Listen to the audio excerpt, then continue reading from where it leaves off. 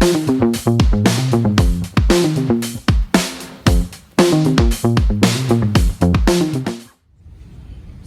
Athauda, a tail's tail, Samagi Athauda.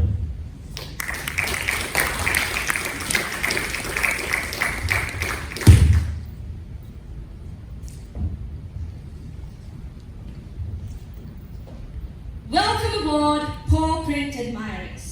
Would you agree if I say that life has an odd way of teaching us things? Sometimes it's through the hard-hitting advice of a wise grandparent. Other times, it's from that random life lesson someone shares on social media, usually with a cat meme.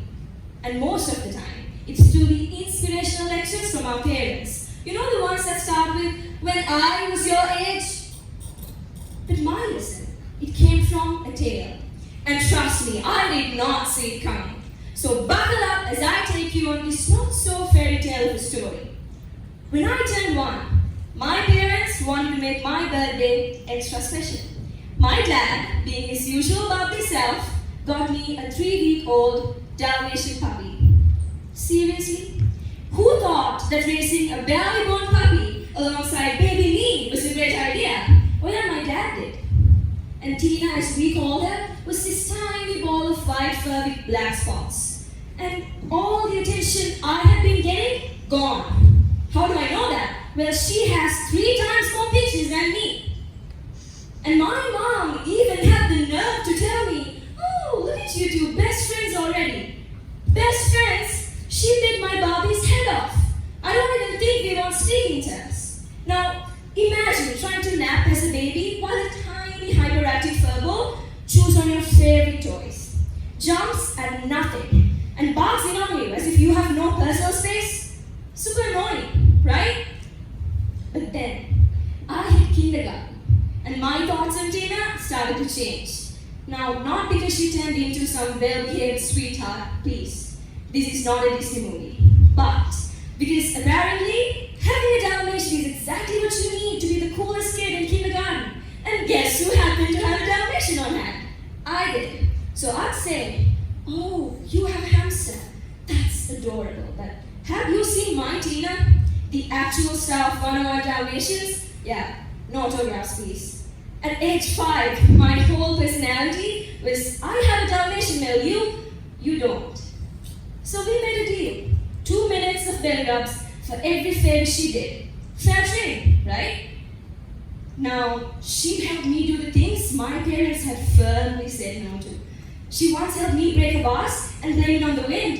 Arguments with my parents, she had my back, always showing up at the perfect moment. So Tina did her job. I gave the belly rubs. I call it business, but she took it personally. Every day I'd come home from school and she'd be waiting, tail wagging, as if she'd been counting the minutes. She'd sit next to me and wait. And I thought she really came for the belly rubs, but she thought I meant it because I did not.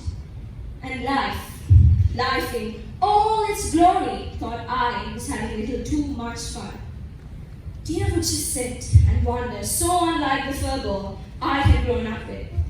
She stopped playing, stopped wagging her annoying tail at me, and eventually she couldn't get up. One Saturday morning, I rushed to check on her, hoping she'd wag that tail right back at me. But when I stepped into the backyard, I saw Tina lying still. Tina was gone, my friends, and I hadn't been there for her in her final moments. I was never really there for her, and my hand moved to her belly out of instinct. And when I finally gave her a belly rub, like I actually meant it, guess what? She wasn't there to feel it. The silence that came with her passing, pure pain. I missed everything she did.